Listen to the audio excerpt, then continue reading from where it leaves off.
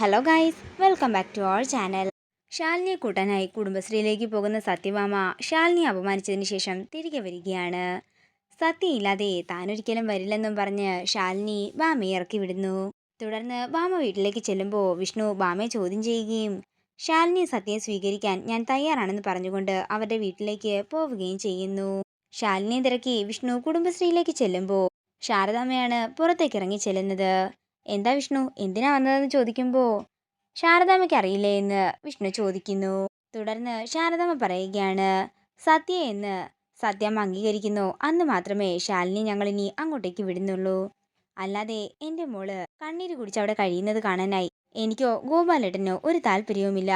ഗോപാലേട്ടൻ ശാലിനിയെ വിടണ്ടെന്ന് തന്നെ പറഞ്ഞിട്ടാണ് ഇവിടെ നിന്ന് പോയത്. അതേസമയം ശാലിനിയും പുറത്തേക്ക് വരികയാണ്.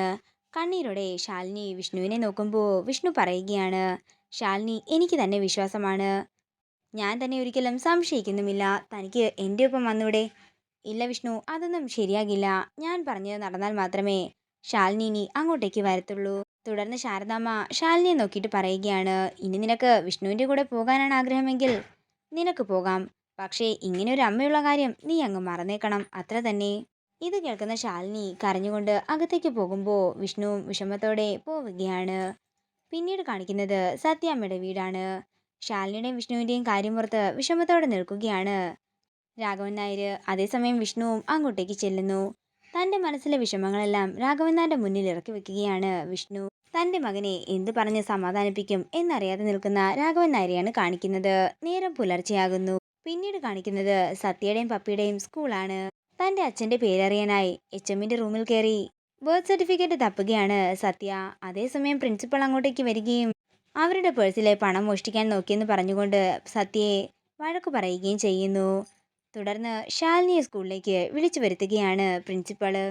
കാര്യങ്ങളെല്ലാം കേട്ടതിന് ശേഷം ശാലിനി ചോദിക്കുകയാണ്, എന്താ സത്യ ഇത്? ഞാൻ നിന്നെ ഇങ്ങനെയാണോ വളർത്തിയത്? അതമ്മേ, ഞാൻ പൈസ മോഷ്ടിക്കാനൊന്നും നോക്കിയതല്ല. എൻ്റെ ബർത്ത് സർട്ടിഫിക്കറ്റ് അത് നോക്കാൻ വേണ്ടി മാത്രമാണ് ഞാൻ ആ മുറിയിലേക്ക് കയറിയത്. അതിൽ എൻ്റെ അച്ഛൻ്റെ പേരുണ്ടാകുമല്ലോ എന്ന് സത്യ പറയുമ്പോൾ ശാലിനി വിഷമത്തോടെ സത്യയെ കെട്ടിപ്പിടിക്കുകയാണ്. അതേസമയം സത്യഭാമയുടെ വീട്ടിൽ സത്യയുടെ അച്ഛനായി സ്കൂളിലേക്ക് ചെല്ലാനാകുമോ എന്ന് വിഷ്ണുവിനോട് ചോദിക്കുകയാണ് പപ്പി. വിഷ്ണുവിന് സമ്മതമാണെന്ന് പറയുമ്പോഴേക്കും സത്യഭാമ വിഷ്ണുവിനെ മുറിയിലിട്ട് പൂട്ടുന്നതാണ് കാണിക്കുന്നത്. ഇതോടുകൂടി പ്രൊമോ വീഡിയോ ഇവിടെ തീരുകയാണ്.